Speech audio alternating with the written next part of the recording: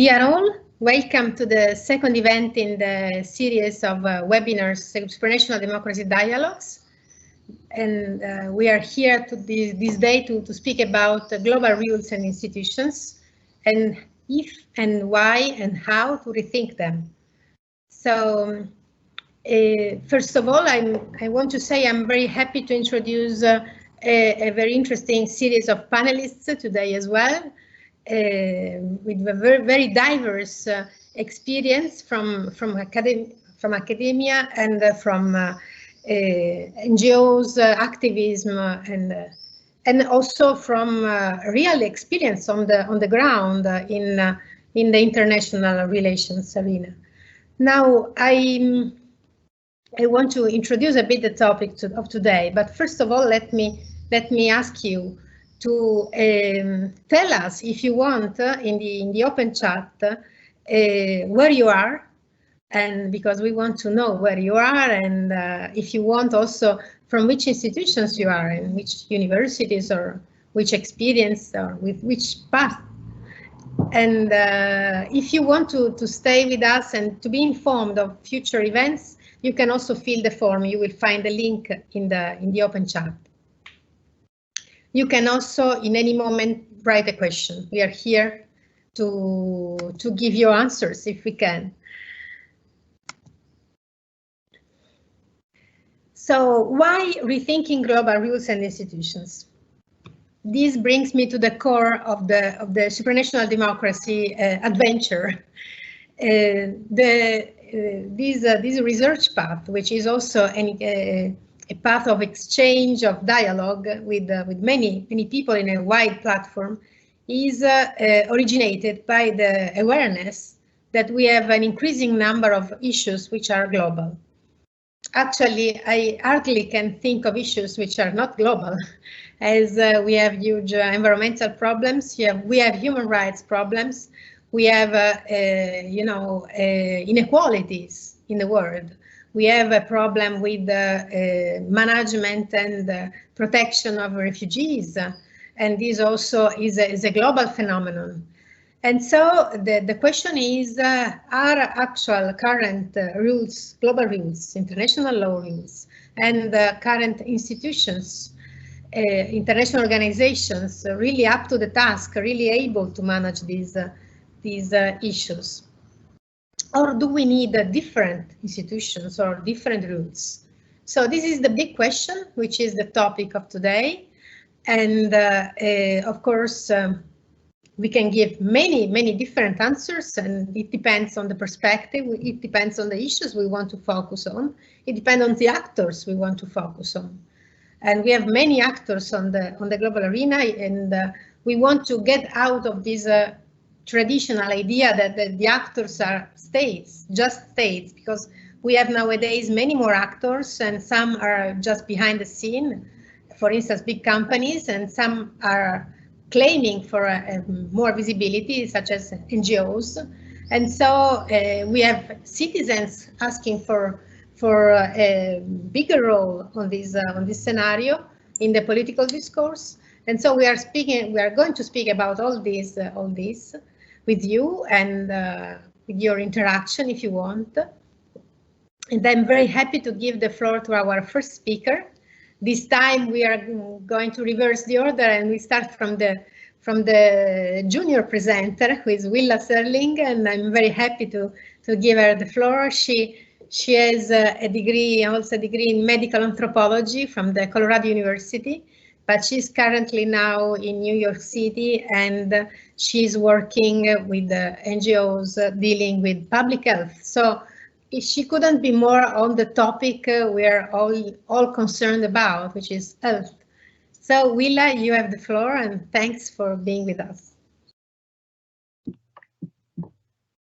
Thank you for the introduction, Susanna, and hello to everyone. Thank you for attending the second webinar in this webinar series. For my presentation today, I will be primarily focusing on public health, and specifically the intersections of public health, international non-governmental organizations, along with global rules and institutions, and additionally how that relates to supranational democracy. I will begin my presentation with describing my recent ethnographic research project, which explores public health in the international non-governmental organization realm. And secondly, I'll describe how it relates to global institutions and supranational democracy.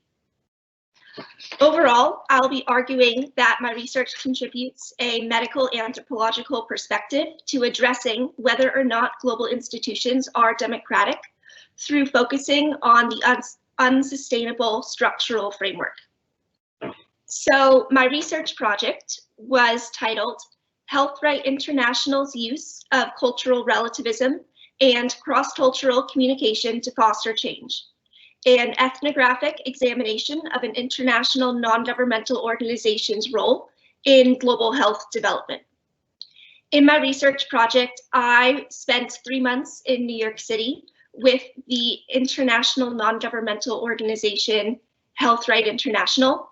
Health Right is a public health organization that is based in New York City, but they work in Ukraine, US, Kenya, and Uganda to mitigate health disparities for vulnerable populations.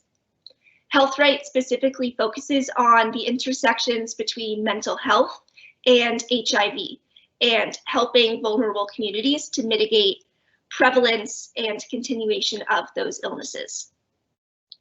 So in my research project, I was curious to explore how Health Right employs cultural relativism and cross-cultural communication to foster change.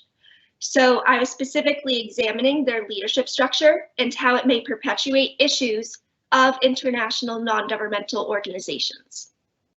And before I proceed any further, I would like to clarify that throughout the rest of my presentation, instead of saying international non-governmental organizations, I will be referring to it in its acronym as INGOs to prevent any confusion. So in my project, I examined the agency of the organization, finance, their project design, program implementation in all of the countries that they work in, as well as the nationalities of the staff that work for the organization. My methodology was in accordance with my internship at the organization, where I spent 3 months last summer working for them as the business development intern. And in my free time, I examined the organization through my research project. So I collected both observational field data as well as conducted interviews with staff at the organization. I spoke with the executive director, all of the country directors, the chief financial officer, field workers, and more. I spoke with staff in New York City in person and then over Zoom with staff in all of the countries that Health Right works in. So through my research, I found that Health Right's partnership model attempts to resist the neocolonial power structure within the global public health field, but their use of communication technology at times can ironically perpetuate this inequitable dynamic. I observed this specifically through their use of email, program monitoring, Zoom, as well as their power dynamic. One of my biggest takeaways, however, from researching Health Right and working with them was their bottom-up leadership structure and the way and the different nationalities of their staff and how that creates a different INGO than most that perpetuate many issues of public health systems today. Specifically at Health Right, everyone that works for Health Right in the countries that they work in are nationals of those countries. So for example, in Kenya, the country director, the program director, and the field workers, every staff is born and raised in Kenya. They were all from Kenya and they work there, which is different from other INGOs where they send expatriates or expats out to the country to conduct the work, which may be in an unfamiliar setting for them, and the program thus may not be as effective. Secondly, Health Right is especially special in its leadership structure, where the field workers in every country, they are the ones to design the programs themselves, which they then relay their project to the country director, which relays that back to the New York City office, which works with the country director to get grant money specific to the projects that was designed for them. So it is a bottom-up leadership approach, which is, again, different from many public health INGOs.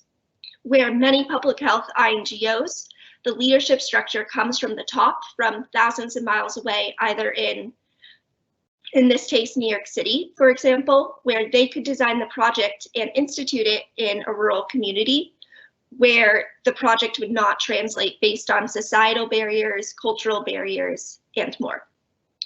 So this shift in leadership structure translates to supranational democracy and global democracy, in the sense where with Health Right International, all of the staff, but especially the field workers at the bottom of the chain, typically in INGOs, these are the ones that have authority and they have control over their programs, which is a shift and speaks overall, it's more of a democratic organization, which is really paramount to look at now with the coronavirus epidemic and considering who has authority in making these decisions, and should it be people who are working from thousands of miles away and may have never been to the location where projects are being implemented, or should it be people who live and work in the communities, which is what Health Right does. So I argue that public health global institutions are predominantly non-democratic, and representative democracy is primarily unilateral, with Western European or US political leaders dominating their power over local communities, especially in the business of international non-governmental organizations. At a global level for INGOs, power is rarely distributed or representative of the diversity of people involved.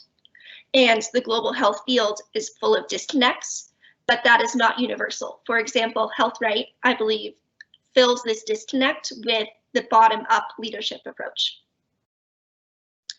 I would like to conclude my presentation with 2 quotes from my research that I believe summarize both the problem as well as the solution really well when rethinking about global rules and institutions. My first quote is from the executive director of Health Right, Dr. Peter Navarro, and he says, "The criticisms I have about a lot of the way global health development work is done today is that the problems are structural. The problems are a way this work gets financed. The problems are who's doing a lot of the work, who's making a lot of the decisions. In 2019, global health development is still largely a top-down endeavor, and that is highly problematic. It results in significant deficiencies, unsustainable programs, projects, and its solutions are not as effective or culturally responsive to the community." Finally, I would like to conclude with a quote by Joshua Kialo, who is the interim Kenya and Uganda country director. He says, "Local solutions are actually the answer. The answers don't come from the outside. This is where the aid industry has failed. It's because handouts of aid, there is the expectation on the receiving end that, well, we can't do anything ourselves. We need to look for solutions elsewhere. And if international NGOs enforce that mentality, it's really a lose-lose game." Thank you very much. And that concludes my presentation.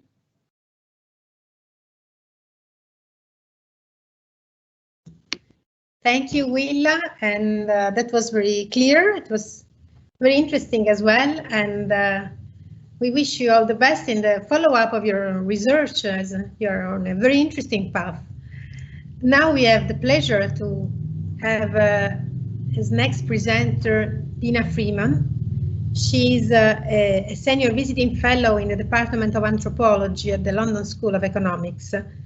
And she's also an associate of the International Equalities Institute and a member of the Laboratory for Advanced Research on the Global Economy. Her work focuses on globalization, development, inequality, and democracy. So you see, she's a perfect fit in this conversation. And she's the author of 5 books. So I don't know exactly which one of these books you're going to tell us, or if you're going to present some new research today, but We are happy to have you with us today. Dena, welcome. You have the floor. Okay, thank you very much, Susanna, and welcome and hello, everyone. I'm actually not going to talk about my research at all, because here we are in this bizarre, or maybe less bizarre, that we're getting used to it now that we're in webinars, right? But we're in the middle of this coronavirus crisis, and it really led me to think about how would the world be different if we had democratic supranational organizations, right? How would we have dealt with this crisis differently if these things were already in place? And so really what I'm talking about now is just the beginnings of a kind of brainstorming about this, right? So this is not based on research, this is just the really early thinkings, but I think this opportunity gives us, it gives a stimulation to think about these things. And so I'm going to talk about what about if we'd had, instead of an international World Health Organization, if we'd had a supranational, let's call it global health organization. Okay, how would such an organization have reacted and responded differently to the initial outbreak in Wuhan? And if I have time, I would also like to talk a little bit about what if we had supranational economic organizations, and how would they respond differently to the economic crisis that we find ourselves in today? So this is obviously a thought experiment, a kind of let's let our imaginations fly. So let's just sort of think, what would this global health organization that was supranational look like? On its basic level, how would it be different from the international WHO that we have now, right? And obviously international means that it's at the same level as the nation states and is trying to kind of coordinate them to help to voluntarily cooperate with each other.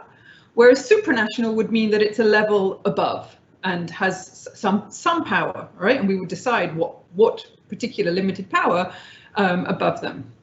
But I think if we look at just the short history of what's been happening now, we would see that whereas an international World Health Organization has had to kind of try to cajole competing states to cooperate, right? To try and be very nice to China so that it lets in the inspectors to come and have a look and try not to annoy America too much, and then annoy America too much, and then they pull out the funding, and it's stuck in this dance of basically contemporary geopolitics, and it's right in the middle of that.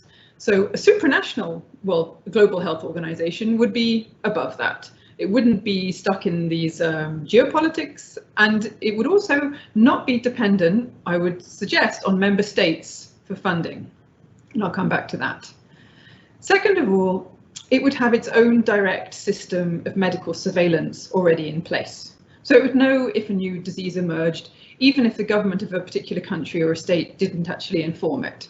Right? And this isn't such a crazy idea because the US National Center for Medical Intelligence already has basically such a medical surveillance system, but it's under the control and serves the interests of one country, of the US, and perhaps they share that information with their allies and not with others, right? So we just want to take that from one nation up to a sort of global organization that can use that information for everybody.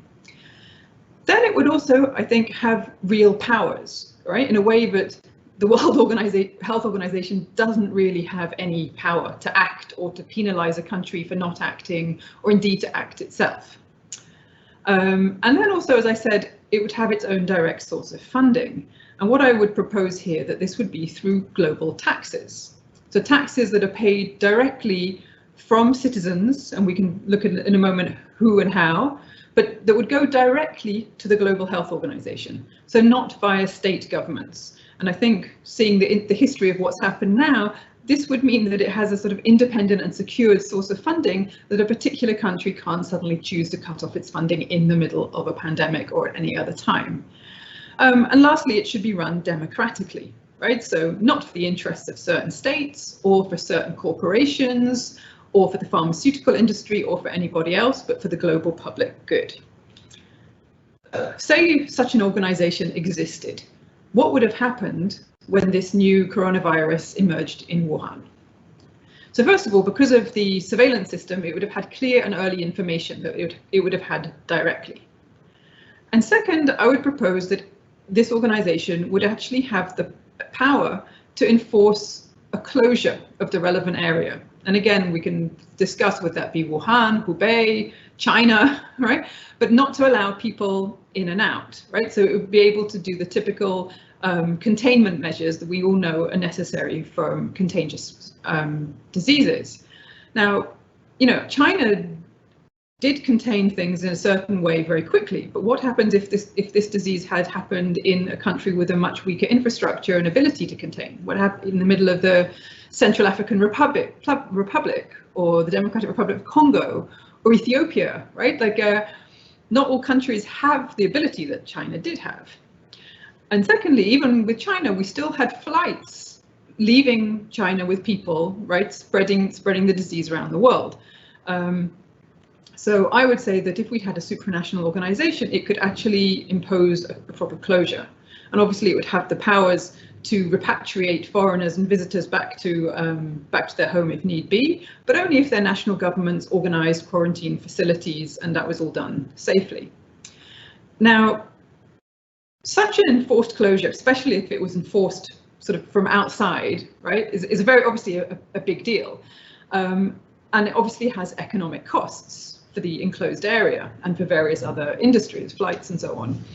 And I would suggest that because this area is closing down for the good of everyone, right, for the good of the world, that they actually shouldn't have to bear those costs themselves, that the Global Health Organization would actually bear all or most of those costs, right? So we would have a system, perhaps, where a global health organization would give grants, not loans, right? We're not talking about getting into debt. Would give grants that would cover, let's say, 80% of these costs. And in this way, if a disease originated somewhere, the state where that disease originated wouldn't be penalized for acting quickly and for taking the necessary precautions. It's just something to think with. So now the obvious question, well, where would all this money come from? And again, this is back to the question of global taxes paid directly to the Global Health Organization, or perhaps to a sister economic organization that would work alongside. Now, there'd be lots of options to think about how could we organize such a tax, right? It could be a universal health tax or a universal pandemic tax that's paid by everybody. Or we could think of a more progressive sort of tax, like it could be a wealth tax. And people like Thomas Piketty have done sums, and you know, a 1% global wealth tax would raise $1.56 trillion a year, which is a huge amount of money. And if we wanted to arrange it in a more progressive way, so that it's a higher tax on the wealthy and the lower tax on the less wealthy, so if we had a 2% tax on wealth above $4 million, that would raise $500 billion a year, right? So anyone that owns that has wealth worth less than $4 million doesn't pay any tax at all. Okay. Another option when we're thinking about taxes, we could also try and have the principle of, well, the organizations or the people that have somehow led to the causation of the disease should bear some of the costs. And we know that many of the diseases now are coming from animals to humans in a process called zoonotic spillover, where basically the disruption of the natural environment and of natural ecosystems is causing diseases to move from certain animals, from pigs, from bats, from so on, into humans. So we know that in an indirect way, that it's industries that are really disrupting the natural environment are sort of basically leading to the increase in these diseases. So we could tax those industries, right? So essentially, we could make this externality of their business costs. We could make them internalize it. Anyway, we can discuss all the different options, but I think there are many ways that we could raise this tax in a way. Now, no one likes additional taxes, but I mean, looking at the mess that we're in now, right, and how the international system and the system that we're in now really hasn't worked well. If we look at the numbers, if we'd had a tax like this and a system like this, we would have saved a huge amount of money. Just recently, the IMF has estimated that the global economic cost of the COVID-19 pandemic will be around $9 trillion. Now, obviously, we can take all these numbers with a pinch of salt because no one really knows, but let's play with these numbers. $9 trillion as the total cost. Now, let's imagine that we had managed to contain it in Hubei, right? So I'm thinking, what would the cost have been then? And I think looking at figures that have been floating around, the cost to the Chinese economy due to the lockdown in January, February 2020 was around about $200 billion. We can estimate that the cost of the loss of money from flights to and from China that got cut and reduced in that time is another $30 billion. And I'm sure there are various other costs as well. So let's just round it all up to 500 billion, right, to be on the safe side. The numbers would seem less, but let's put it all up. So let's say the cost would have been 500 billion, right? That's a hell of a lot less than 9 trillion, okay? And so if our global health organization with our taxes had paid 80% of that 500 billion, so it would have paid 400 billion to China for the containment that has saved the rest of the world all this disaster that we're all in, it would have saved all of us round about $8.6 trillion, as well as hundreds of thousands of lives. So I would say that something along these lines is really worth thinking about, because, you know, one might say, oh, but what would happen if this organization did this or did that or did some bad things? It could lead into so many problems. But then we can look in the other way with, like, wow, without this organization, look what's happened. Hundreds of thousands of people have died, trillions of dollars are lost. Yeah, there's going to be a huge economic cost to all of it. So worth thinking about. And also, obviously, there are big questions about how this organization should be run, because it's would obviously have quite a lot of power. And just some initial suggestions to sort of start with. I think its decision-making bodies should have a balanced representation from all regions of the world, right, including politicians and experts. There should also be some kind of worldwide direct citizen involvement, perhaps a committee of elected representatives, perhaps some form of citizens' assembly, where people are nominated to sit on it randomly for a set period of time, rather like jury service. I think there should also be strong processes to ensure transparency and accountability, right? Everyone would need to know what's going on, how decisions are made, and so on. And it would need to establish clear working principles and guidelines with regard to how it responds to a pandemic. So these are kind of well known by people and would be broadly similar everywhere, obviously adapting to local circumstances as necessary. And such an organization, however democratically we organize it, should still in itself be overseen by another organization, most likely some kind of global parliament, which I think maybe one of our speakers might discuss in a moment. So it's an interesting thing to think about.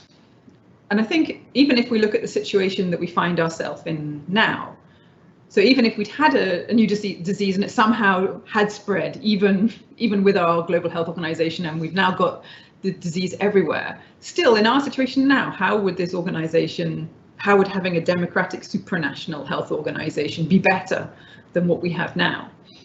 And I think there are a number of points that immediately become obvious, because at the moment, if we look at data collection, right, scientists all around the world are finding it incredibly hard to actually know what's going on with this disease, right? Not only things like how many people are dying and how many cases there are, but ratios of men to women who get ill, what underlying diseases seem to link with it, what genetic issues, right? And the problem is that each country has their own standard for data collection.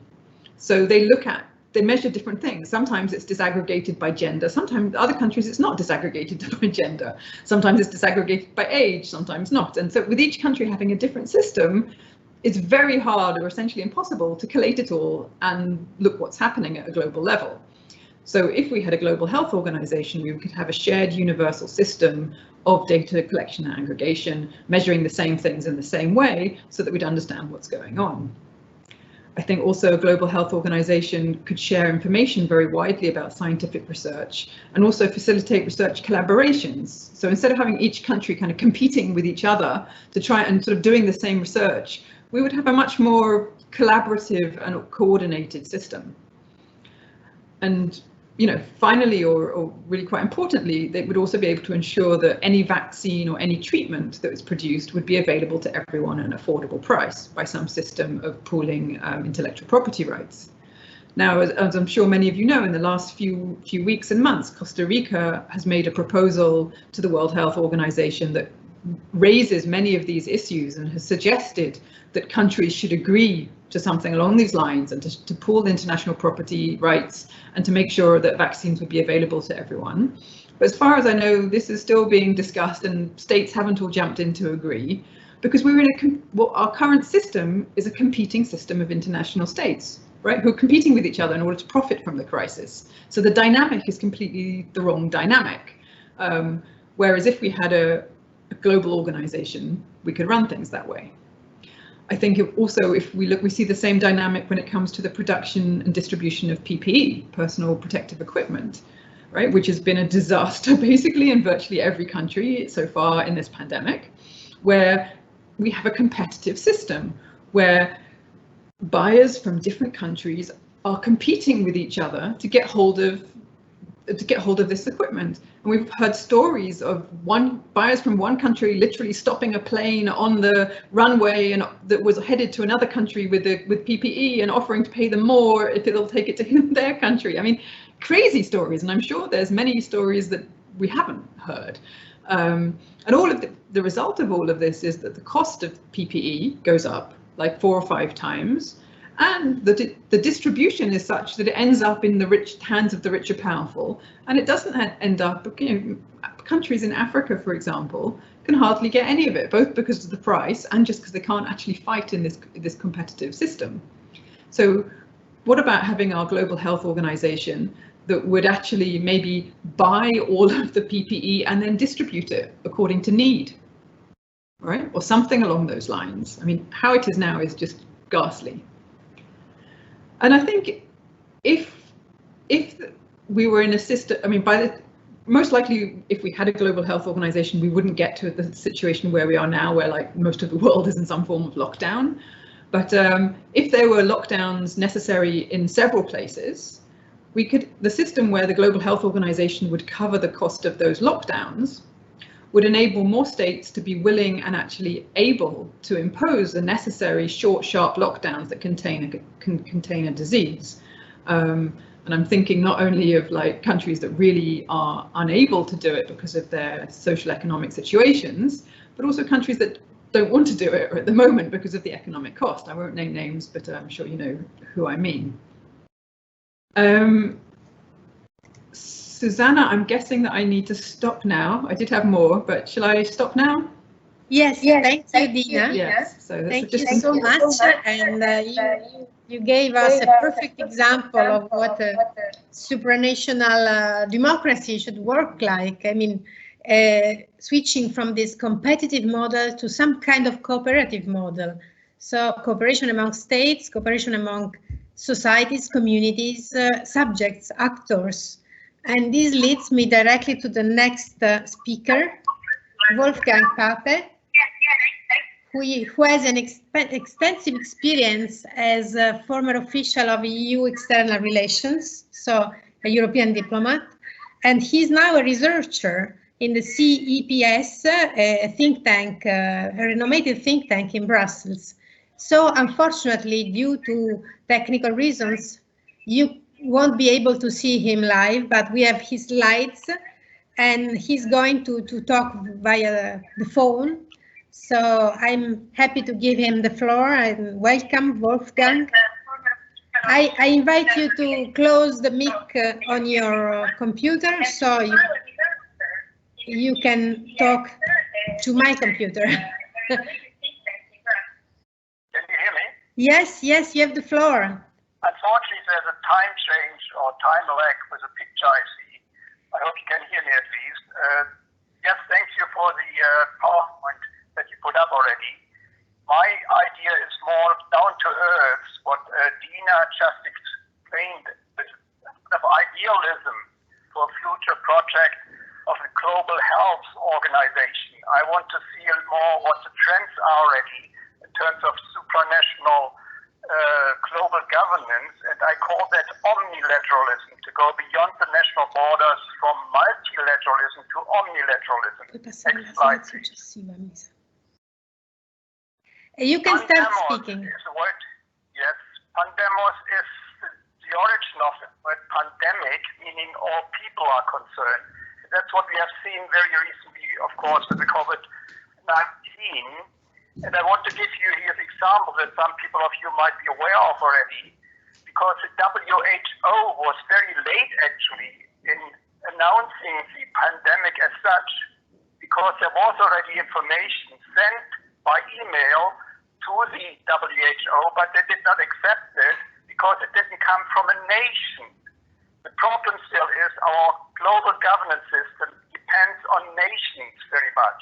And as Dena already mentioned just a couple of minutes ago, we have this focus and in a way a bottleneck here at the level of the nation, which we have to overcome.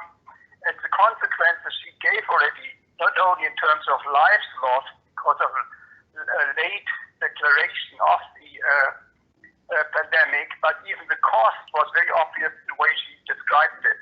And I want to overcome that by going towards omnilateralism. To explain this, I have to show, and that's the next slide, what we call multi-level governance. Can you go to the next slide, please? Hello? The next slide, please. Yes, it is on. Unfortunately, there is a little delay of time. Yes, sorry for that. Okay, multi-level governance. To put it very simple, we have governance at all levels. You could even start with the family, which has a kind of governance, but this, of course, is private. Public governance starts at the local level, the village. And I put here the Chinese, Japanese terminology as well for those who come from a different place on this globe. After the local, we have the so-called provincial level, where, for instance, in the EU, we have representation in the Committee of the Regions.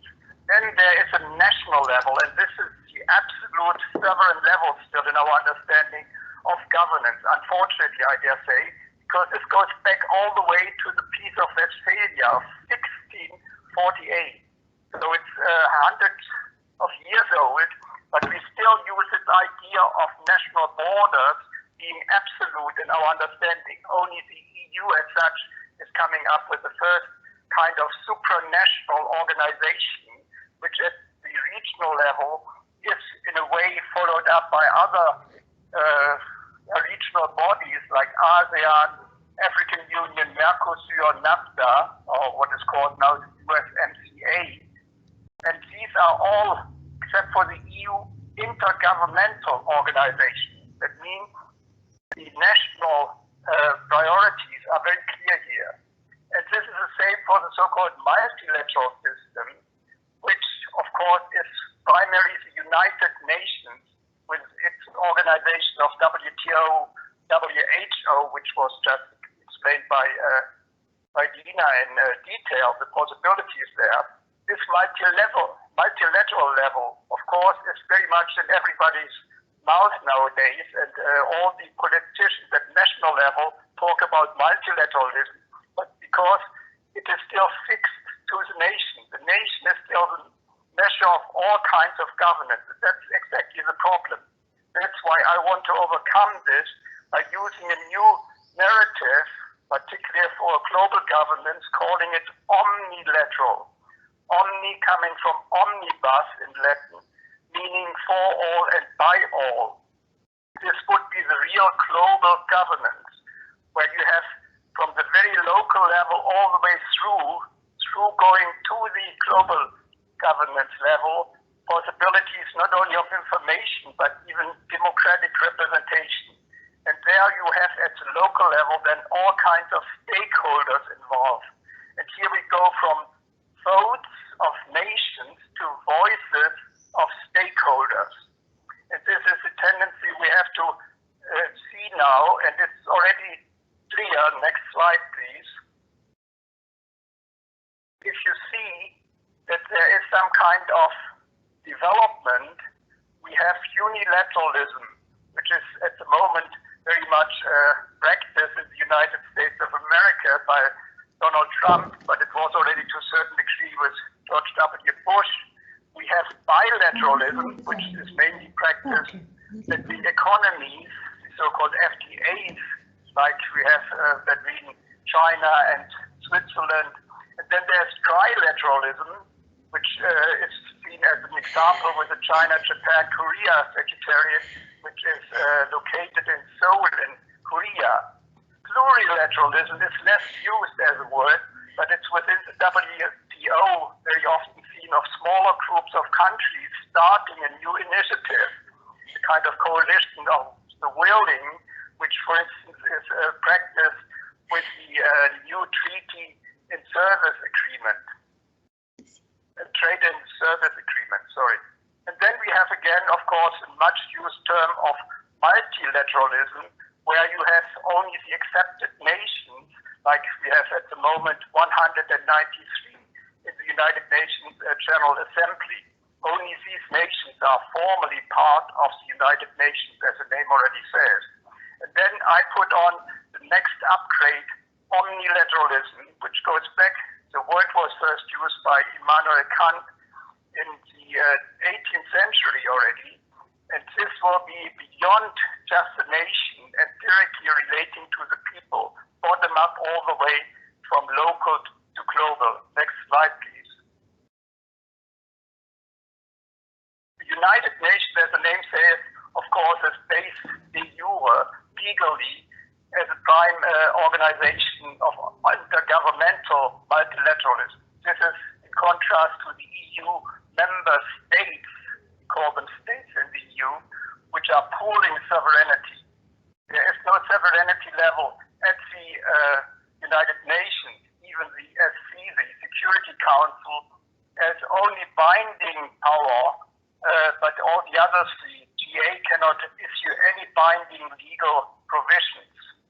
However, there's a growing awareness in the people nowadays all over, and Dena just mentioned the possibility for the WHO to open up to others than the nations only, to be more independent from the nations. And here we have to bring in all other stakeholders, and particularly non-state stakeholders. Next slide, please. The hybrid multilateralism is a typical case where people now use the word multilateralism and put an adjective up front to see differences of multilateralism. There's efficient multilateralism, effective multilateralism. All these words are only describing the problem that multilateralism actually has.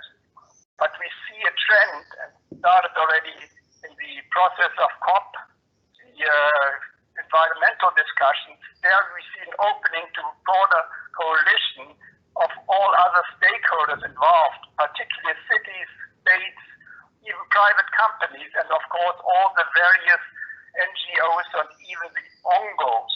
ONGOs, the O meaning official, particularly in countries where the NGOs don't have the freedom like we still have, at least in Western countries. And these are all cooperating now to seek a kind of new design for sustainable development. There is some kind of a non-state actor zone already within the climate action discussions, and the various civil society groups are monitoring more and more the action of national governments. And this is very important now to implement the commitments in the long term. But unfortunately, as we know, probably even the COP26 in Glasgow will have problems. We need to follow up all the commitments that were given by the member states or the member nations of the COP process. Next slide, please. So we have to move from Western multilateralism to open omnilateralism. Good global governance needs legitimate state and non-state actors. It is very difficult to say what is legitimate. There's input legitimacy, there's throughput legitimacy, and there's output legitimacy, And we see in different countries, different levels of legitimacy. But it's very important to find the right stakeholders which are legitimate to be included here. This is very difficult as well for all the civil society organizations. But we have to see as well that in the so-called Western understanding of our global governance system, very often other newcomers, particularly those from the emerging economies, are not respected very much with their own the world. And this is one of the issues now, that even what the recent conference in Munich called Westlessness, the problem of a void in the West, the difference between Europe and the USA in particular, this void is more and more used by others, particularly China, to develop their own understanding of a global system. And this fitting with alternative institutions I mentioned here, the initiatives by China in particular, but it's not only China, there are others as well having these problems to find some kind of differences within the so-called multilateral system on their own. And we have to see what to do about that. Next slide, please. We see various contributions in different approaches to solutions of problems. The Western science and the hard laws, in contrast to what the Chinese and Easterners see more as a soft approach to issues. The Western understanding is much more divisive and individualistic.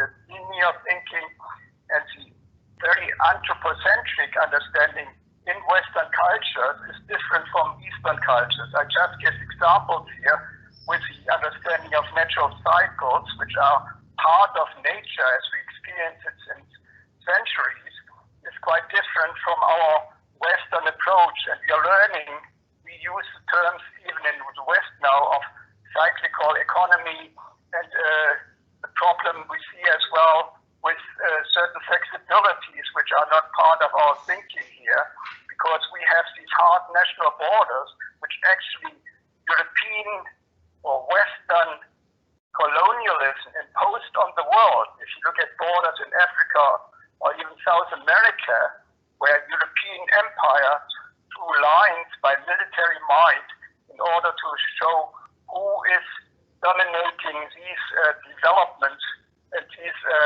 originally imperial colonies, this is still the same border, and this is very unnatural.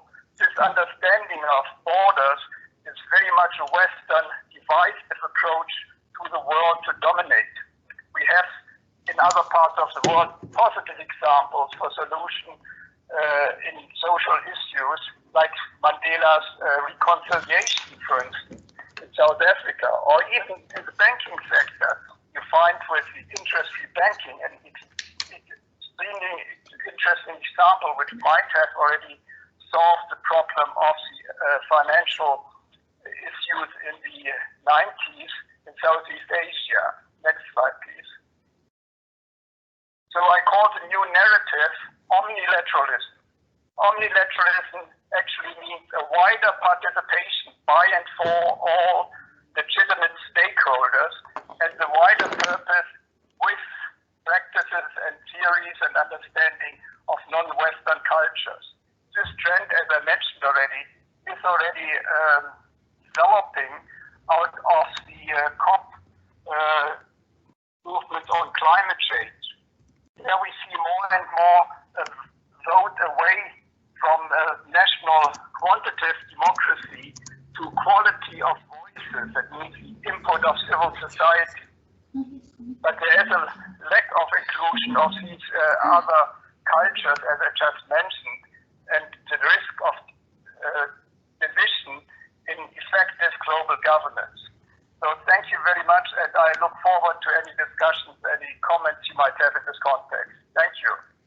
Thank you so much, Wolfgang, for your contribution, and I think it fits perfectly our conversation. It also shows which is some, I could say, the signatures of these dialogues, which is thinking creatively and not just commenting on what it is, but envisioning possible alternative scenarios or solutions. And so the idea is to go further and to imagine a better way to governance, a better way to cooperate and to solve global problems. So thanks a lot, and I close the call now, but feel free to send a message if you want to comment on what you're listening. And we remain here, and I'm happy to introduce the next speaker. And now we we moved to the activism, if I can say so, and to a representative of the organization, well-known organization, Democracy Without Borders. He's with us, Peter Ölmunger, representative of the organization from Sweden. And I suppose he's going to introduce us to the main proposals that this organization is making to improve the state of the world and the participation of citizens of the world. So, Peter, you have the floor. Thank you. Okay, thank you very much, Susanna. Thank you for having me on this panel. Yes, I represent the organization Democracy Without Borders, which was established 3 years ago in Germany, and which has national chapters in besides Germany, also in Kenya, Sweden and Switzerland. And our intention is to establish also national chapters in India and in United Kingdom rather soon. And hopefully we will continue to grow beyond that too. And I am chair, as Susanna said, of the Swedish branch. Democracy Without Borders strives for a democratic world order. And personally, I would say that we do this for both moral and pragmatic reasons. I would say it's morally right that all citizens have an equal voice on a common political matters. And today we face, as all of us know, many common global challenges. But global democracy is also necessary from a pragmatic point of view. Global problems need global solutions. Global solutions need global decision making, and global decision making needs global institutions that are legitimate enough to be able to effectively implement global policy. And from this perspective, I think the topic of today's webinar is probably the most important topic of our time. In Democracy Without Borders, we promote in particular 2 proposals that we think would make global governance and the United Nations more democratic, more legitimate and more effective. And I will now briefly present these 2 proposals. So the first is the proposal to establish a United Nations Parliamentary Assembly, short UNPA. And the second is a proposal to establish an instrument for UN World Citizens Initiative, UNVCI. And both these proposals, they have their own campaigns and their own websites where you will find more detailed information. Now I only have the time to present the very basic idea. And to put it simply, I would say that a UNPA would strengthen representative democracy within the structure of global governance, and an instrument for UNVCI would strengthen participatory and direct democracy at the global level. And those 2 dimensions, they complement each other in my perspective. Both the UNPA and the UNVCI proposals draw partly from important democratic developments within the European Union. One example is the European Parliament. The European Parliament started, as you all know, as an indirectly elected parliamentary assembly with only advisory capacity. And its mandate has gradually increased over time. And today we have a directly elected European Parliament, which is an important part of the decision-making structure of the European Union. Of course, it is far from perfect in many ways. but it gives us as European citizens the possibility to elect our European representatives. In a similar way, we then suggest the establishment of an advisory parliamentary assembly within the United Nations, UNPA. Its delegates could, in a first step, be indirectly elected by the parliaments of the UN member states. But in the UNPA, their mandate would be to serve global interests of individual world citizens and of humanity as a whole. And they would form themselves, and they would sit in the parliament on the basis of their political direction and not on the basis of their national origins. So even if the decisions of a UNPA would only be recommendations and would not be formally binding, we believe that these recommendations could have a great moral weight and a great impact on the political debate on global matters. A UNPA is only a first step, but once this step is taken, we believe that a door opens and this UNPA could become a decisive catalyst for further UN reform and democratization. And the UNPA would gradually develop, and its mandate would increase over time. And in the longer term, our vision is a directly elected world parliament that forms a central part of global decision-making. The other proposal then is to establish an instrument for UN World Citizens initiatives.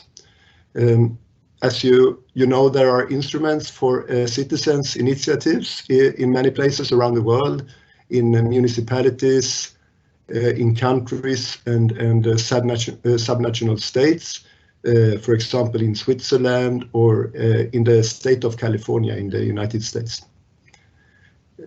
The basic idea of all of these citizen initiatives is that if a certain number of citizens raise and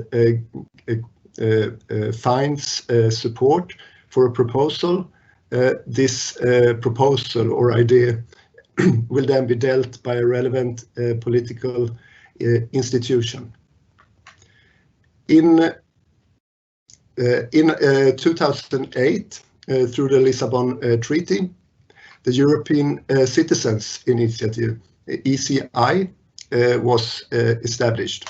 This is an interesting example, since it is the first transnational instrument for citizens initiatives, giving European citizens actually a great opportunity to join forces transnationally and try to impact European policy making.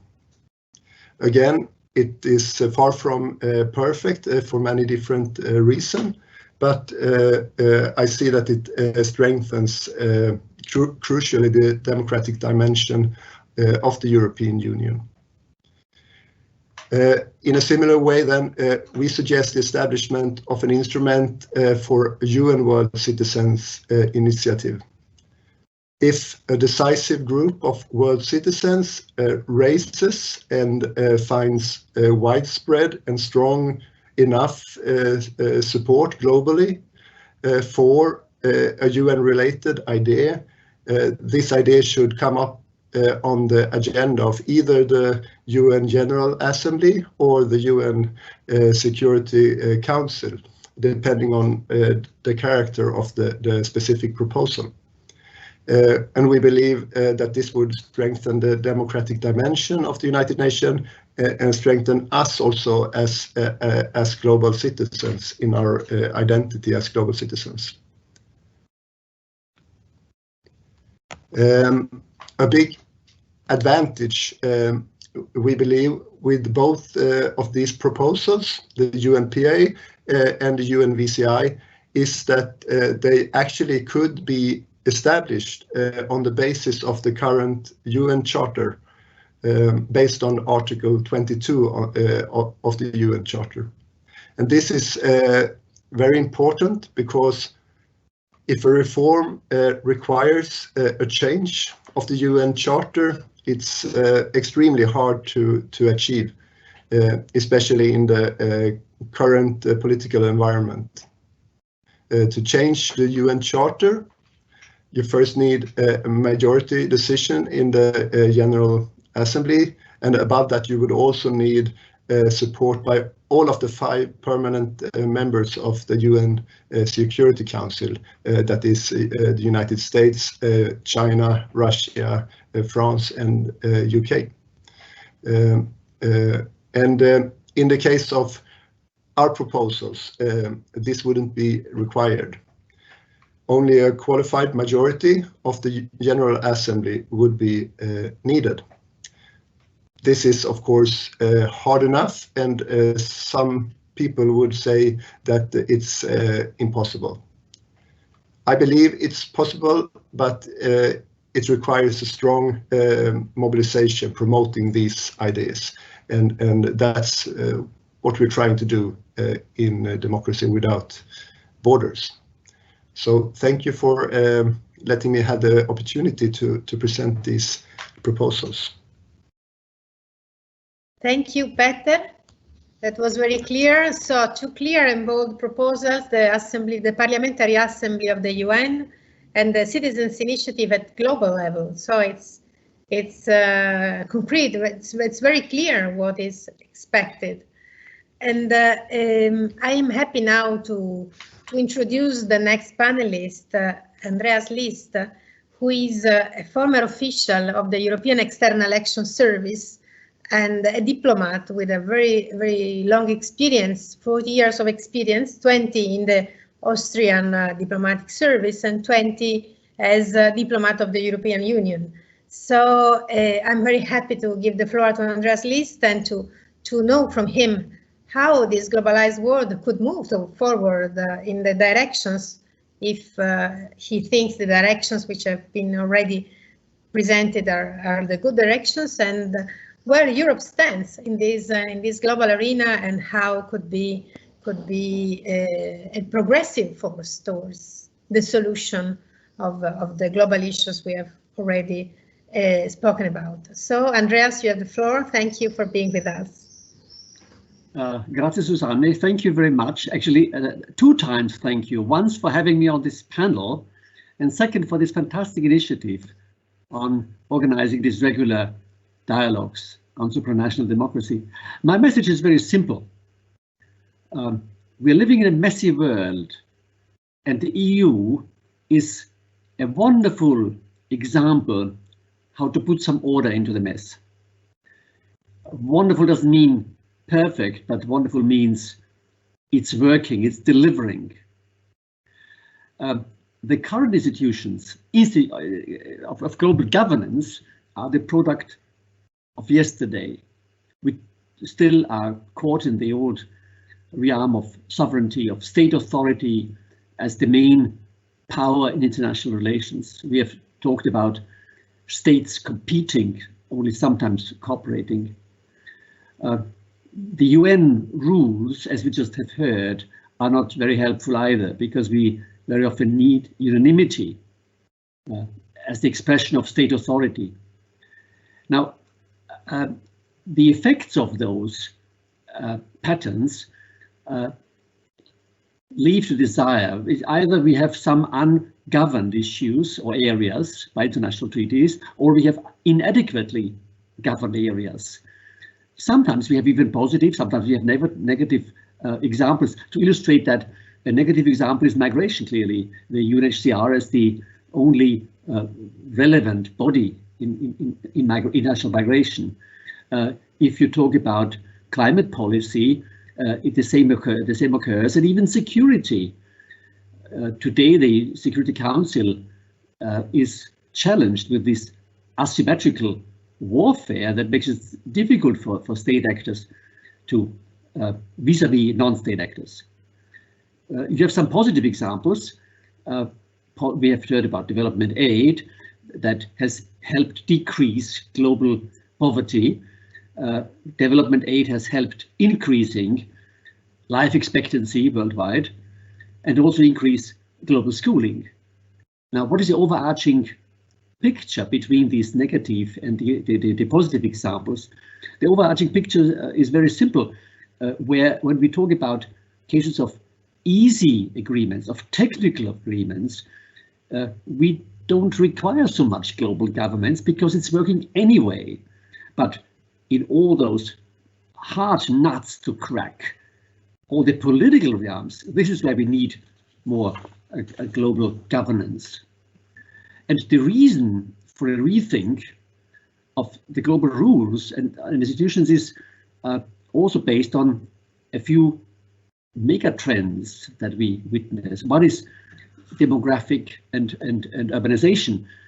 Today, we have a large number of people around the globe, which we haven't had 150, 200 years ago.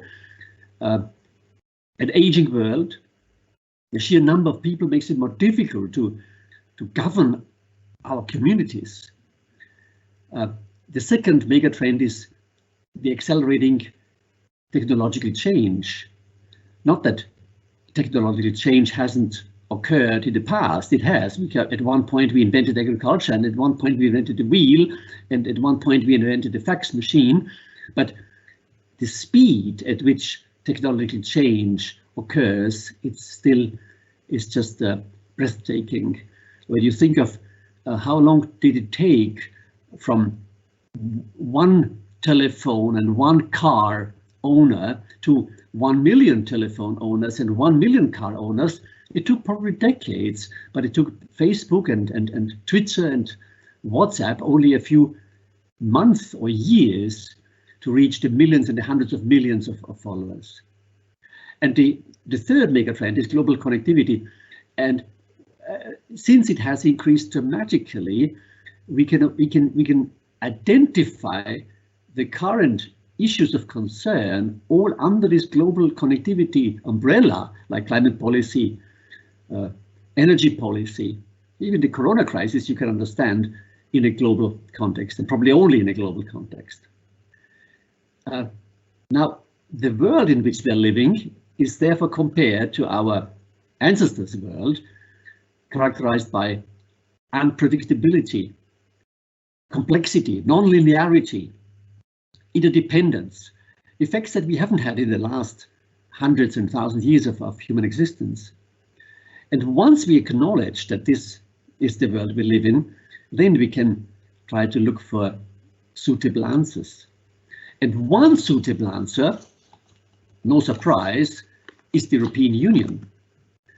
And I would like to mention a few concrete options for the European Union and in the supranational democracy context, because for me, supranational democracy doesn't need to be invented. We have it already in the EU, as I said, not at the level of perfection, but at the working level.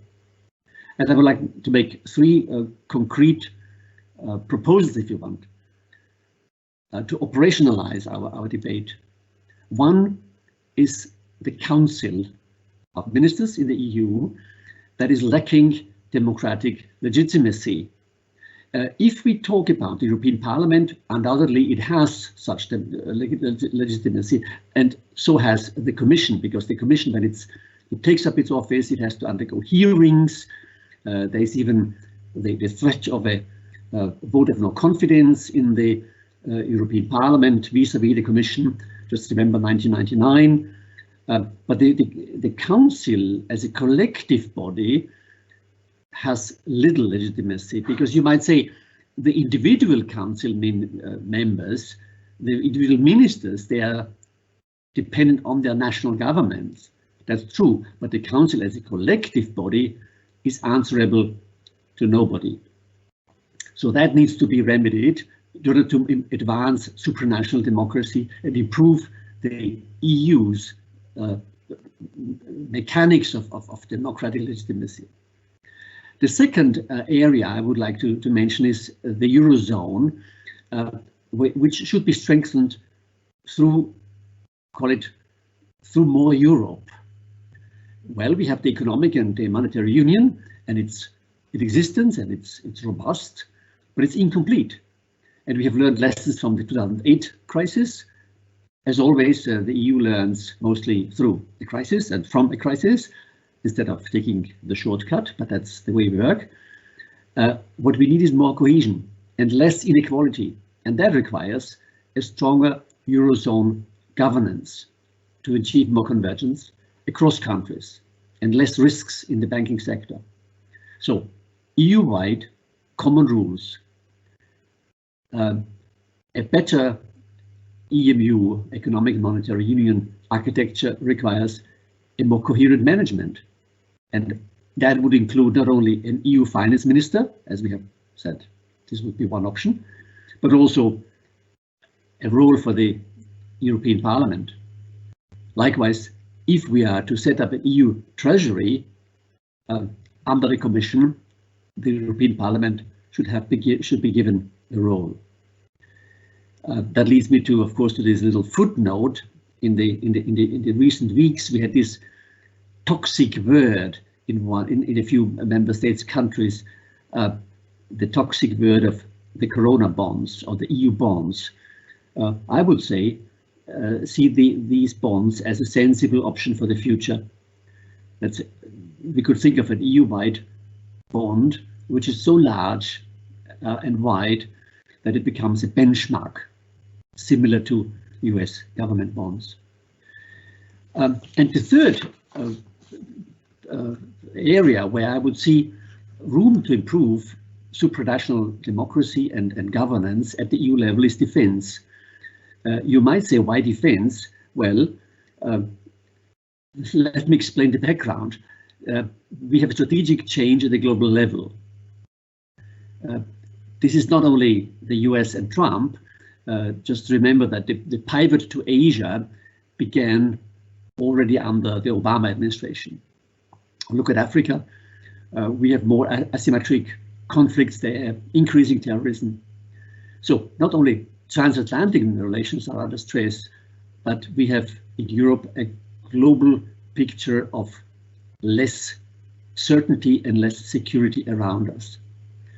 And the EU citizens, you can ask any opinion poll you want, EU citizens expect security, and who can deliver that?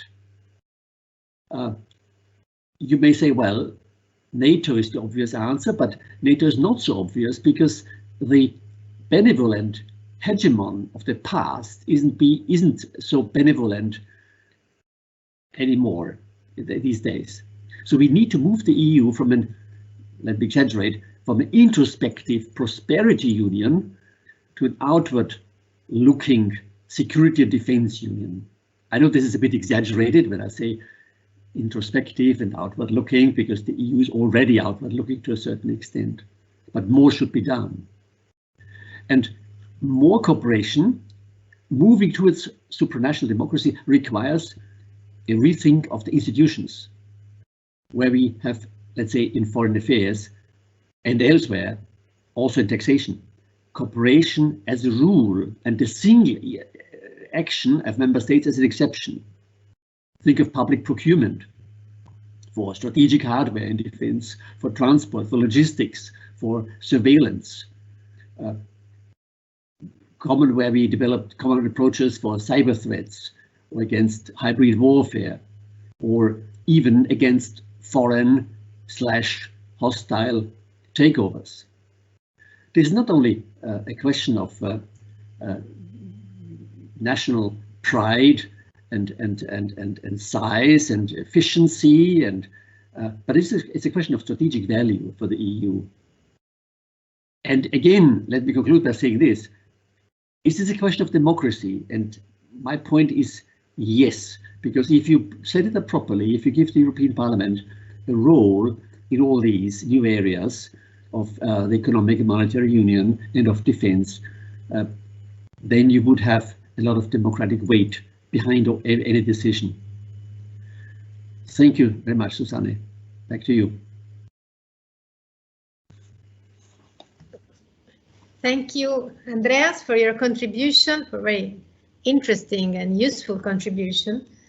And of course, the EU is an important actor in this scenario, as it not only it is not just a state, or not even a state or something different from a state, but is also the first, let's say, example of democracy beyond the state. So it is not only an actor, but also a lab for possible solutions of cooperation among states in democratic institutions, which of course can be improved and can be enriched by new competencies or by new tools. As you pointed out, there are some missing bricks in the European construction, but nonetheless, they are an example of the fact that it's possible to have a parliament over the states, it's possible to have a citizens' initiative over the states, and it's possible to have civic actors also. Now, I'm happy to introduce the last panelist, but we are closing in beauty, I think, as we say in Italian, we chiudiamo in bellezza, as we have Antonietta, Elia, so we are back to academia. And in this case is Spanish academia, because Antonietta, she is an Italian researcher, but she works as a senior assistant associate fellow at the University of Santiago de Compostela. She is a specialist in the field of human rights, and this is the reason I imagined her to close this first round, because human rights are really a cross-cutting topic in all the issues and all the organizations. So Antonietta, you are very welcome to have the floor, and thank you for being with us. Thank you very much, Susanna, to having me with you. Can you hear me? Yes. Oh, great.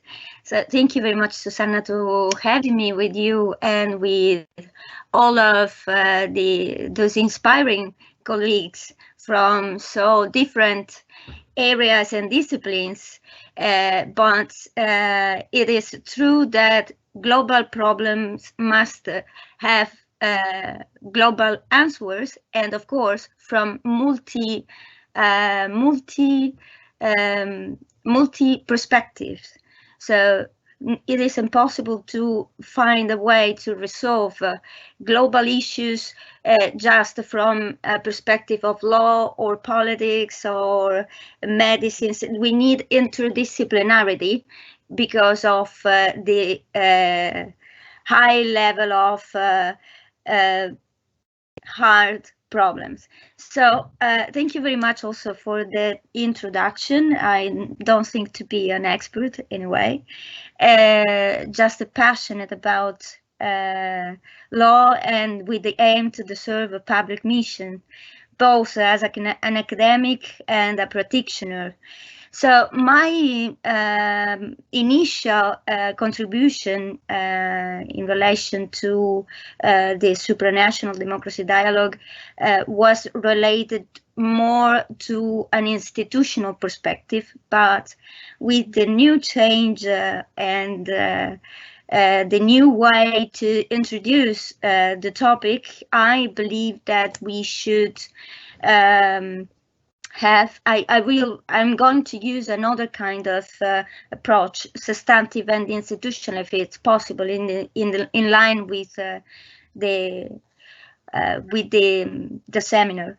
So let me just also take any inspiration from my previous distinguished colleagues and speakers, and hearing them, my first idea referring to the fathers of international law, global fathers of international law, is Georges Sel, who wrote in his book Manual of Droit International in 1948. He said, les règles de droit viennent de la conjonction de l'éthique et du pouvoir. in other words, legal rules result for the blending of ethics and power. This is a sort of conclusion I made hearing other colleagues, but it is also useful and applicable to my views in relation to human rights. Because this is the point. And having in mind the well-noted book Realizing Utopia of Professor Cassese, Professor Antonio Cassese,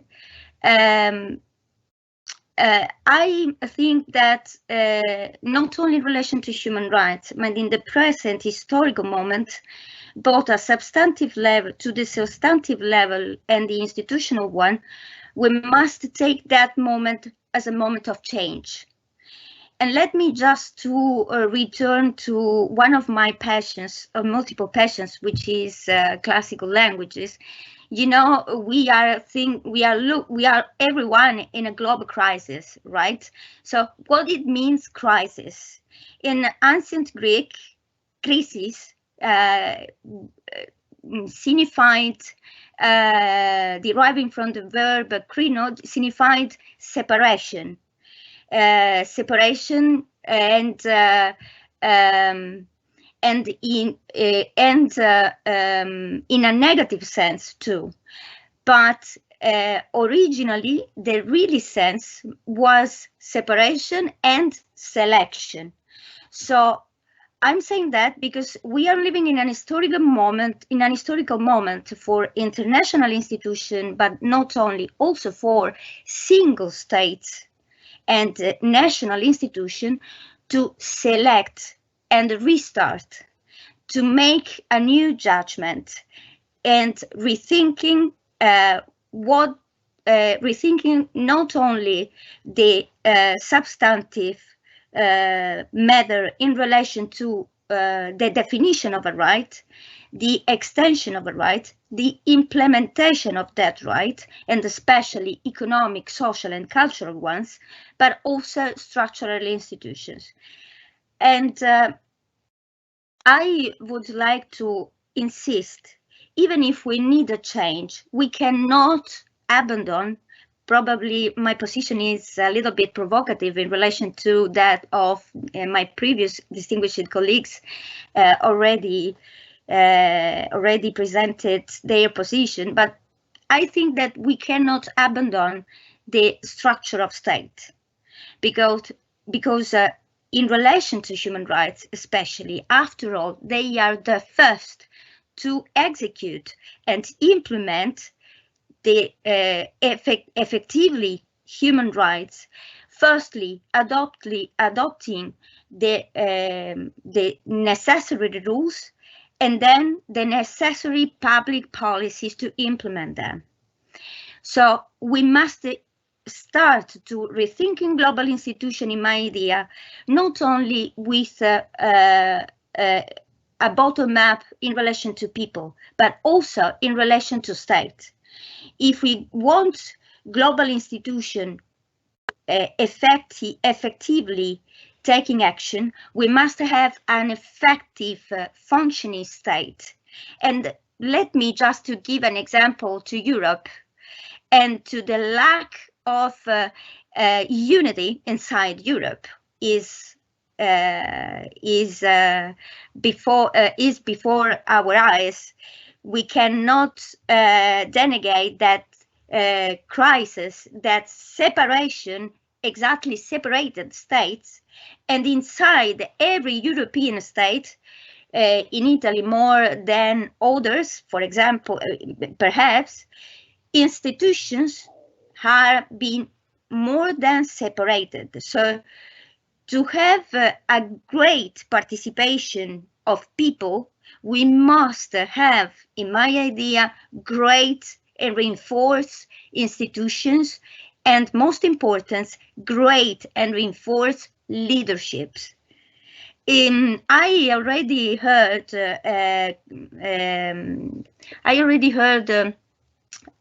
Dena, Freeman, Freeman, who make a very interesting intervention about, if rightly understand, mentioned, for example, the reference to tax participation.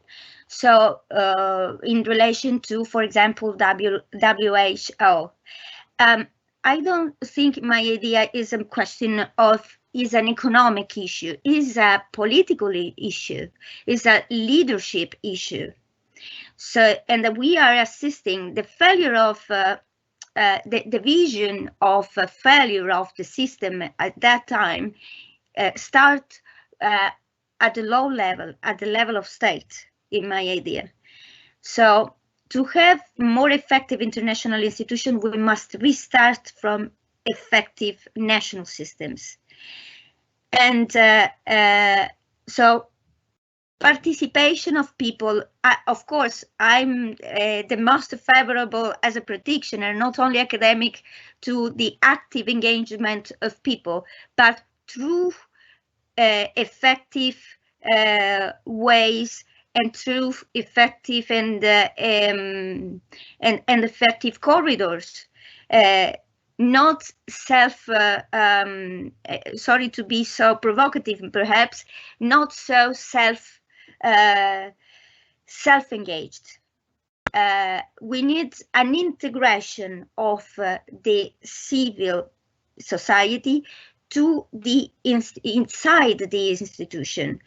Otherwise, if we still speak about participation, the two worlds, political institution and civil society, will still separated. Is it the case, for example, one of the most important example in my idea is concretely, and here I'm doing just a little reference, but initially was my first intervention in the idea of the original conference pre-COVID-19. The first example in the human rights international law regime is about negotiation of new treaties.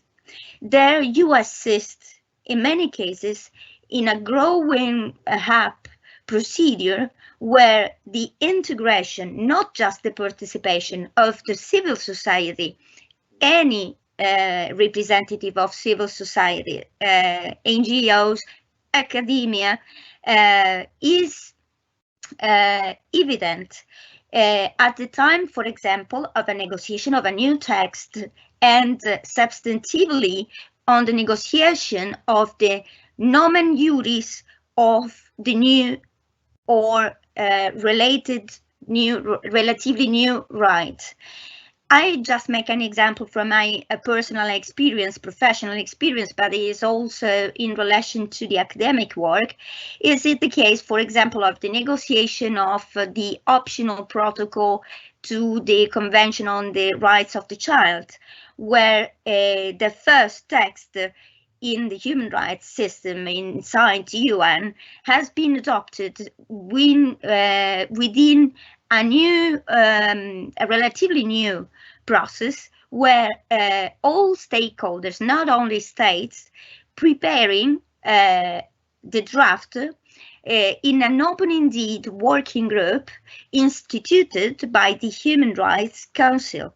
Of course, the text has been subjected to a series of negotiation perspectives, but what is important in that occasion, in the many other ones, always, of course, in the regime of human rights, has been fundamental to advance the discourse not only at legal level, but also at to the social level, to the political level, and integrating different perspectives in relation to traditions, not only legal tradition, but also cultural ones, religious ones, and given a more ample spectrum to the consideration. In the case I already mentioned was the optional protocol on the right to be here,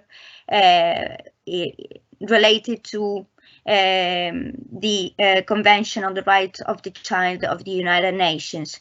So, but this is just an example. So, it's important in that perspective is that yes, ideas are fundamental, but we must concretely find a way how that idea can be effectively implemented and to reach the objective.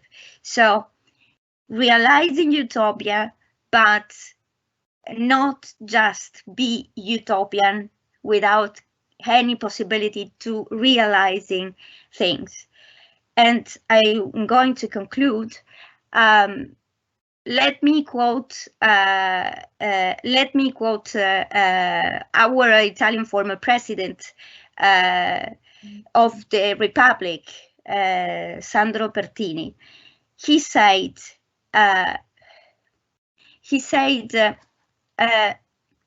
freedom without social justice is just a freedom of few to let the majority to live in poverty.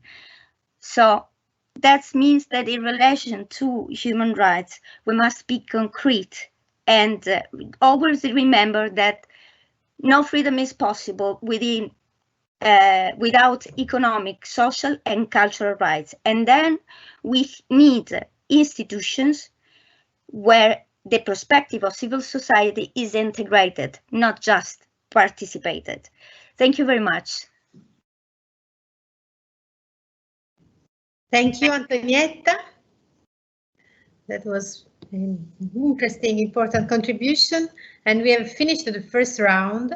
So before I give you all the floor once again for a reply, I want to invite everybody, if has any question, to raise your hand, because now we have 2 questions for Peter.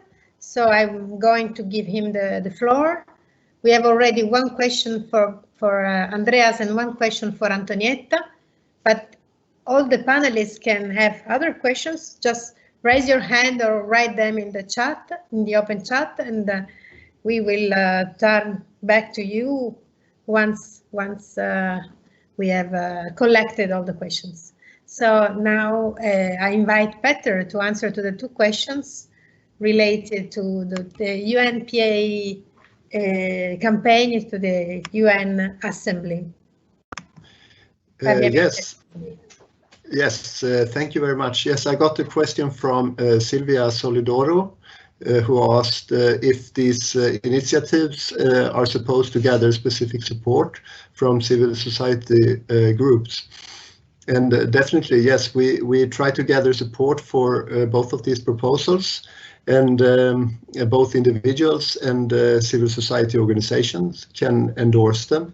So we very much welcome that. And in the example of the UNPA proposal, we have support from about 1,600 members of parliament from 134 UN member states, and a big group of former UN civil servants and representatives of civil society and so on. For example, the World Federation of United Nations Association supported this idea for many years, which we think is very important.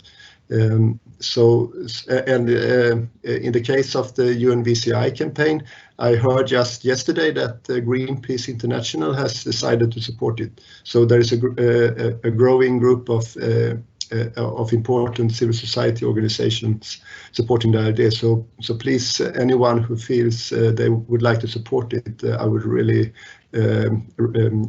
encourage you to do so on the campaign's websites. Thank you for that question, Silvia. And I have another question from someone anonymous.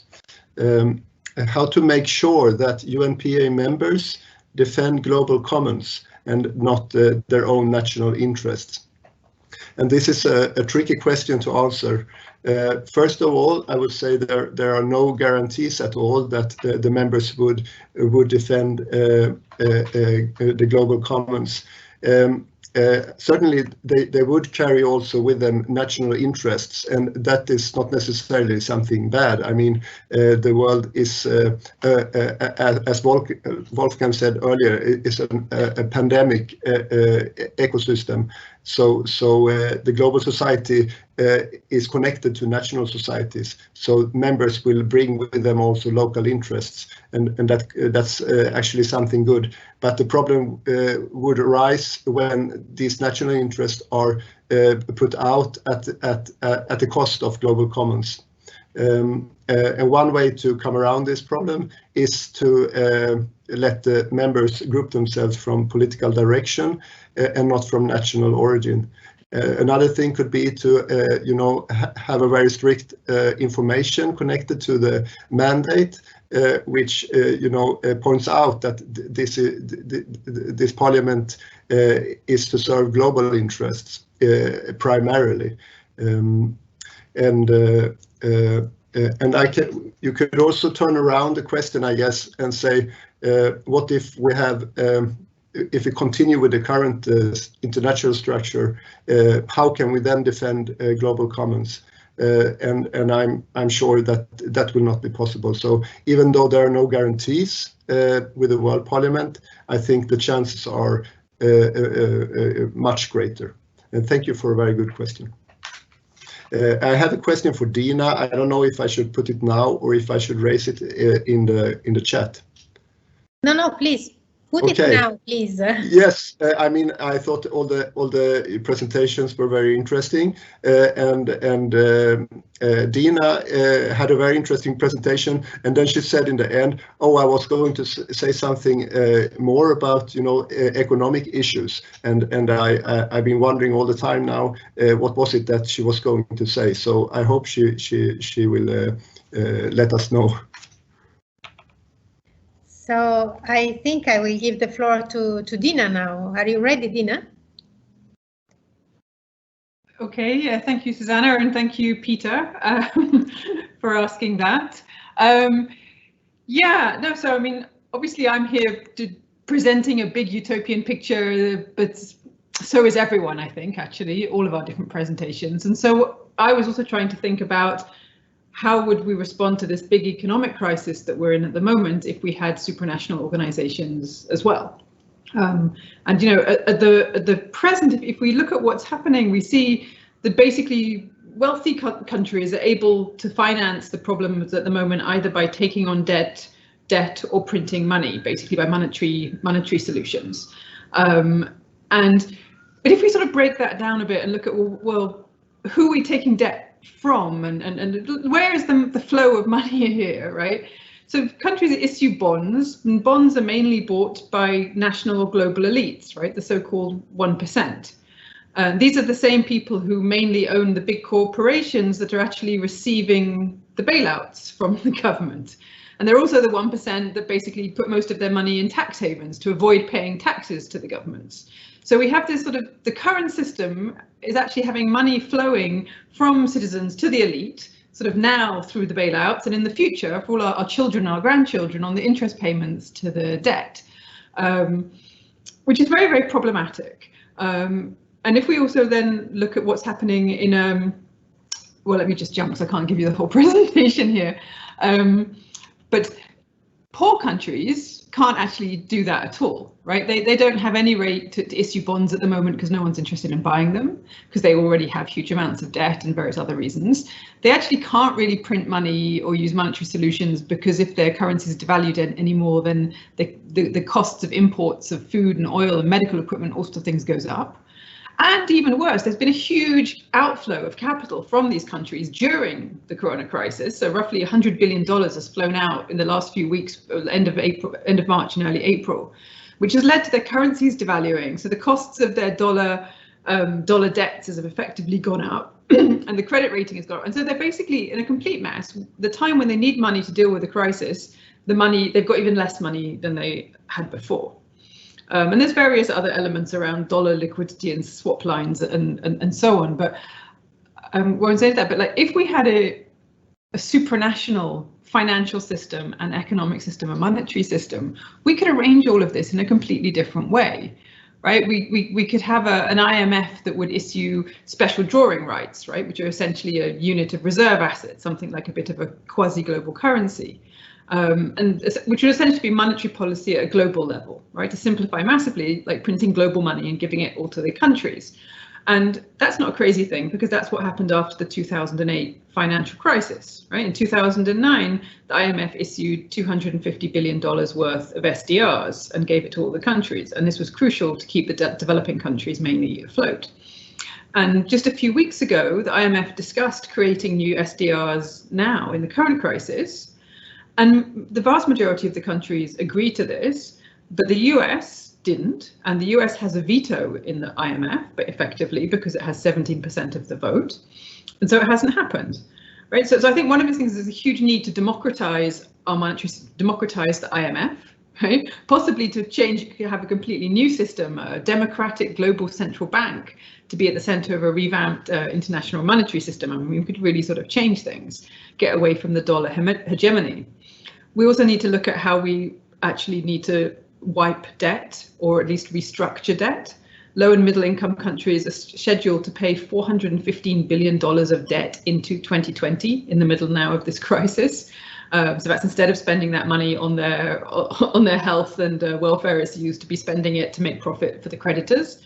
Do we really think that's fair?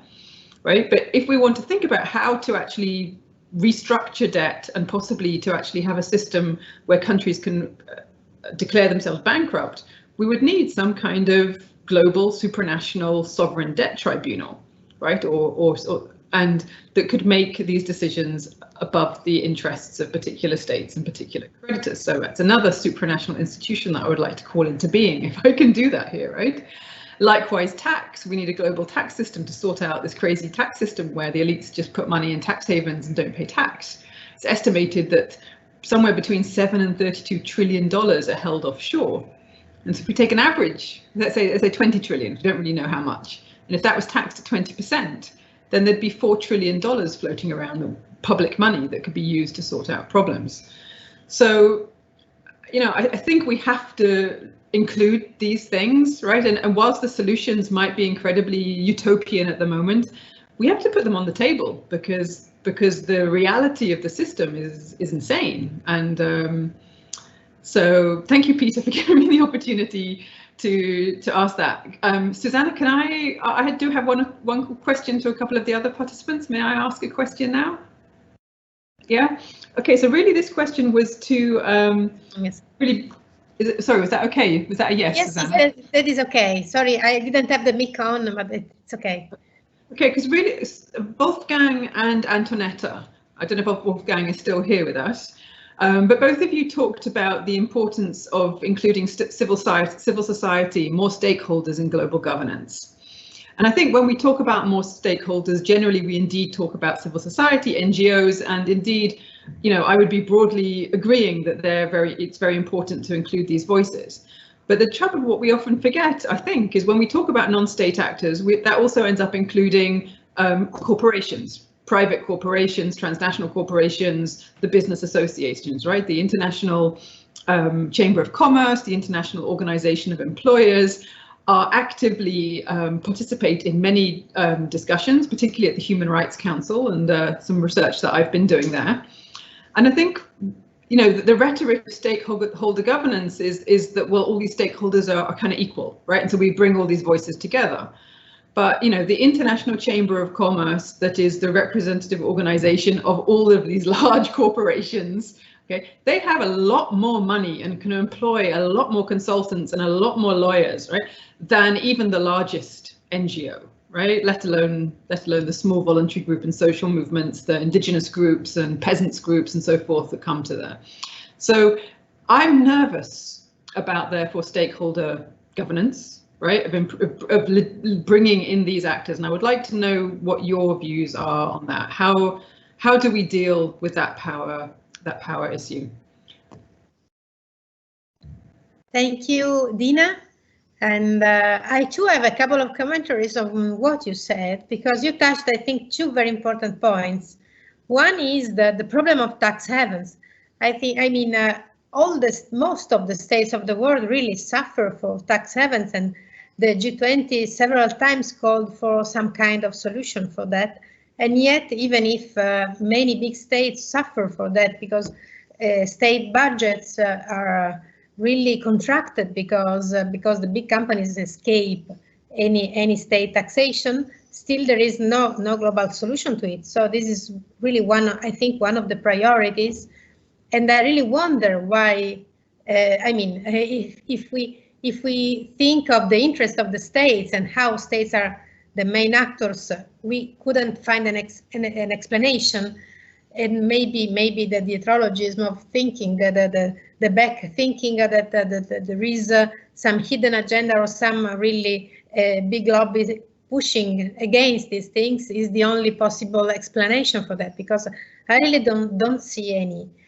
And the other very interesting point you touched upon is the problem of debt, because IMF tried several times to get the mandate to write a sort of bankruptcy law for states, because we actually don't have any global rule about restructuring debt, and that would be very useful because we have, you know, every time is a different story. Every time there is total uncertainty for people.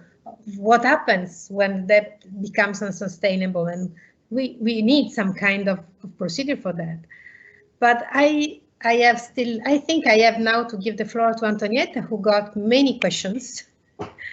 And so if you agree, Antonietta, you are next. Okay, thank you very much for all comments. I'm just having a look also on the section, but if you are okay, it's okay for you. I would like to start from the last comment of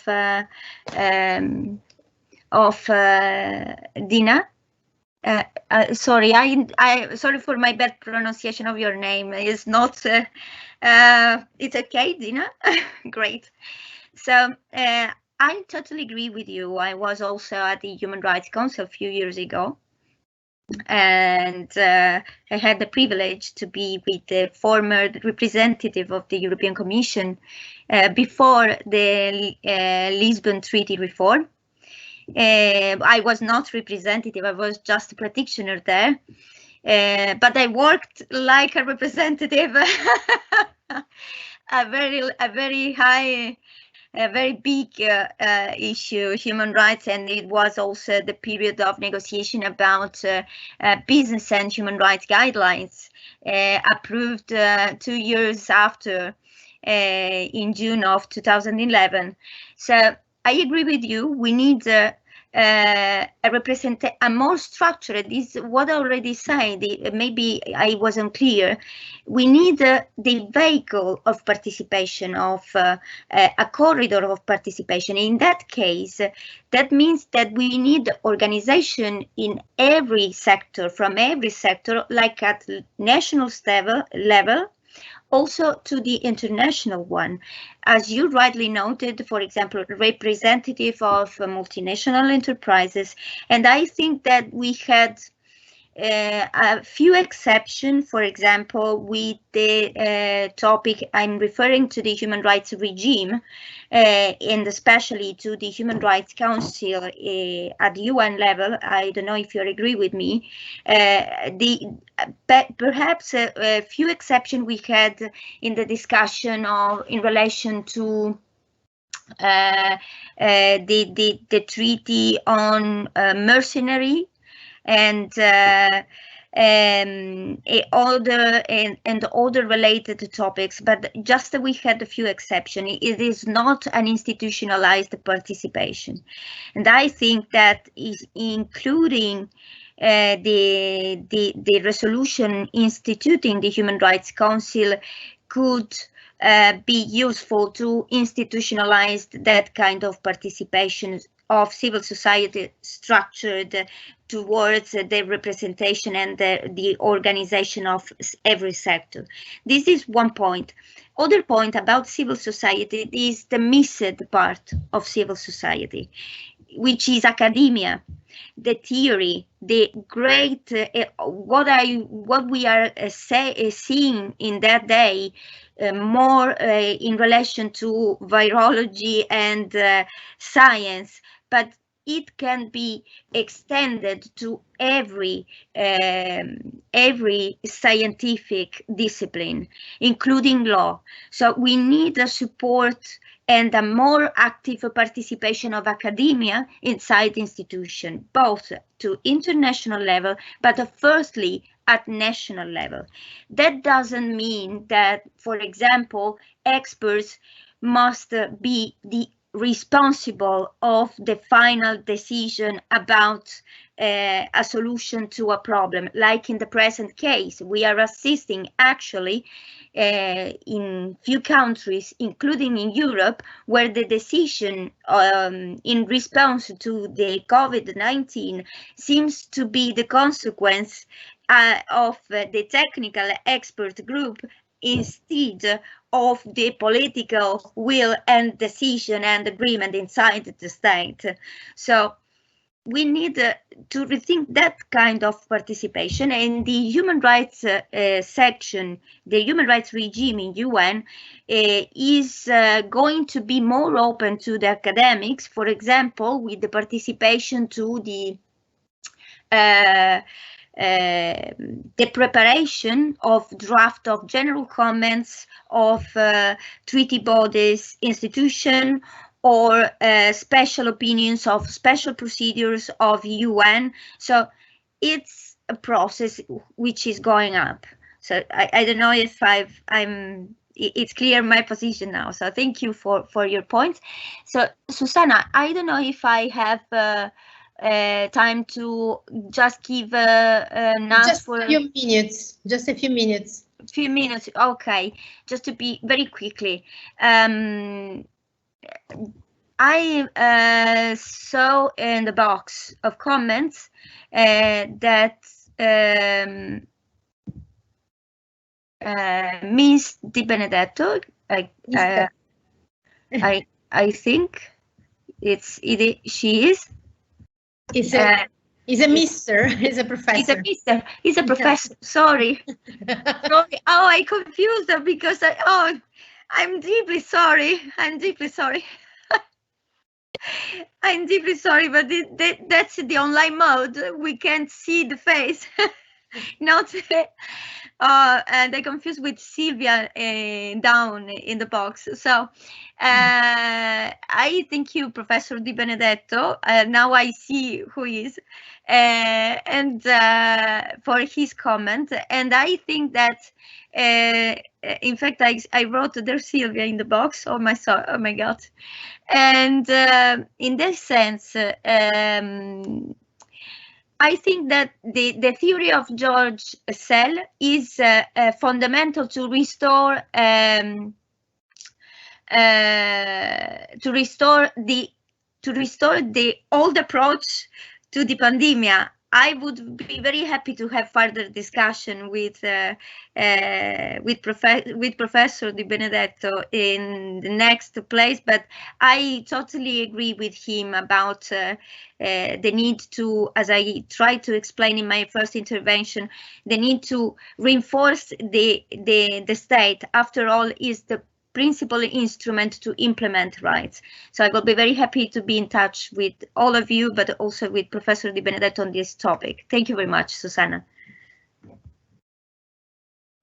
Thank you, Antonietta, and I'm glad to give the floor now to Andreas List, not only because there is a question for you, Andreas, about Eurozone and the need or not to have more tools, not just for the emergency, but on a stable way, but also for, if you want, some concluding remarks, as we are going to end in 10 minutes about.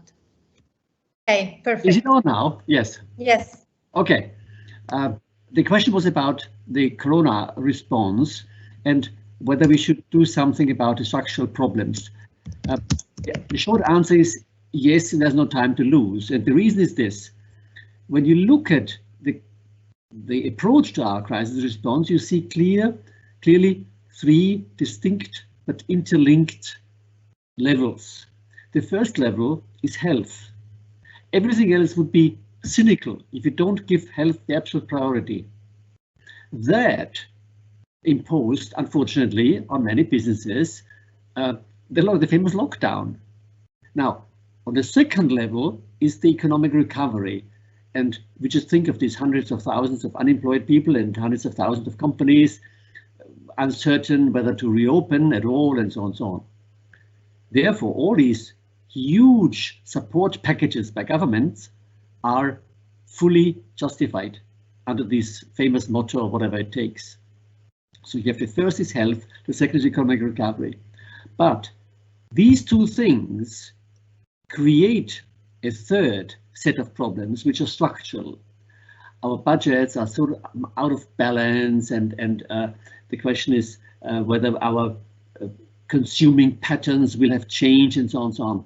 But most important is public finance, I would say. These structural problems will keep us busy for many, many years to come, and we shouldn't have any illusions about this. And therefore, it is high time, as I said, no time to lose, to start thinking about it. And one of the answers is a stronger governance system for the Eurozone. And I have mentioned the various options. So far about the question. And as a concluding remark, I would say this. When you think about the ingredients for democracy, supranational or other, you have, of course, elections, some popular vote in the core as a basis, and you have some other qualifying elements like participation and equality and minority rights and deliberate democracy, expertise, and so on and so on. And when you put those all together, you will find that some of these qualifiers are contradictory. If you want to have a egalitarian democracy, then sometimes you are in contradiction to expert democracy, where you look for the best possible outcome, and so on and so on. So there is no standard model of democracy. But there's one thing that is sort of a meta requirement for democracy, and that's a culture of democracy, the readiness to compromise for the sake of a suboptimal solution, but a peacefully arranged solution. The readiness to tolerate dissenting opinions, the readiness to speak even to people who you don't want to speak to, and so on and so on. So a culture, and this culture you cannot impose by law. It's a culture that has to be nurtured, a behavior that has to be helped in society. And that is something that is sort of the chief task of anybody who is promoting or helping to promote democracy in real life, politicians, diplomats, NGOs, and so on, even if you want lobby groups, churches, and so on and so on. So that would be sort of my concluding view of how to help supranational democracy to come about. Thank you, Susanna.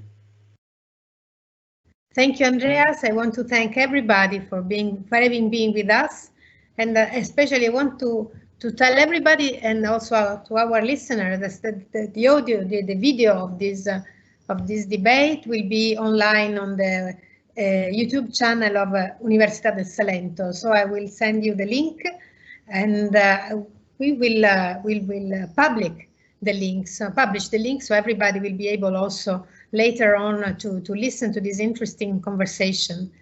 And I also take this opportunity to invite everybody to the next event, which will be on May 22 on European economic governance. And then we have the two final rounds on 25 and 29 on shifting the paradigm at global level.